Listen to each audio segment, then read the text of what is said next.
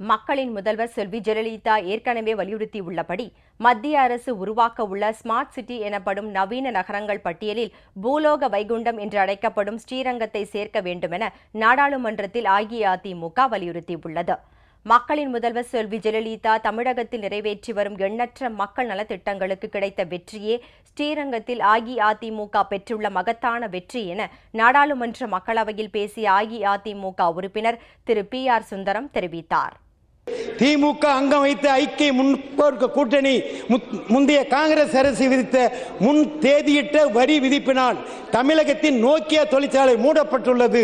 அதை திறக்க மத்திய அரசு விரைந்து நடவடிக்கை எடுக்க வேண்டும். மாண்புமிகு அம்மா அவர்கள் கோரியுள்ளபடி மத்திய அரசு அறிவித்துள்ளபடி புதிதாக உருவாக இருக்கின்ற 100 ஸ்மார்ட் சிட்டியில் பூலோக வைகுண்டம் என்று அழைக்கப்படுகின்ற உலக பிரசித்தி பெற்ற ஸ்ரீரங்கத்தை சேர்த்துக்கொள்ள வேண்டும் என்று கேட்டுக்கொள்கின்றேன். மாண்புமிகு அம்மா அவர்கள் 3 ஆண்டு சாதனைக்கு கிடைத்த வெற்றிதான் ஸ்ரீரங்கம் இடைத்தேர்தலில் கிடைத்த வெற்றி.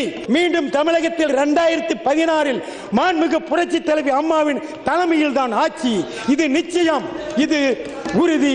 மக்களின் முதல்வர் செல்வி ஜெயலலிதா மத்திய அரசை ஏற்கனவே கேட்டுக்கொண்டதன் அடிப்படையில் படுகர், இருளர், தலித் கிறிஸ்தவர்கள் இனத்தை பழங்குடியினர் பட்டியலில் சேர்க்க வேண்டும் என்று மக்களவையில் பேசிய அஇஅதிமுக உறுப்பினர் திருமதி மரகதம் குமரவேல் வலியுறுத்தினார்.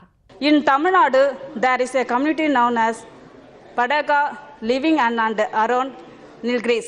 The Tamil Nadu government, under the leadership of Makkal Mudalvar, Dr. Purachi Talavi Amma, had written to the center to include the people belonging to this community in the scheduled tribe list. Hence, I request that this Padaga community may be included in the ST list. Secondly, our leader, Dr. Purachi Talavi Amma, had repeatedly written to the central government to include Dalit Christian in that list. There is another demand that the Irlar community should be included in this category. But so far, it seems that nothing has been done. These demands are pending for a very long time, and I request the government to kindly consider this and include them in this list immediately.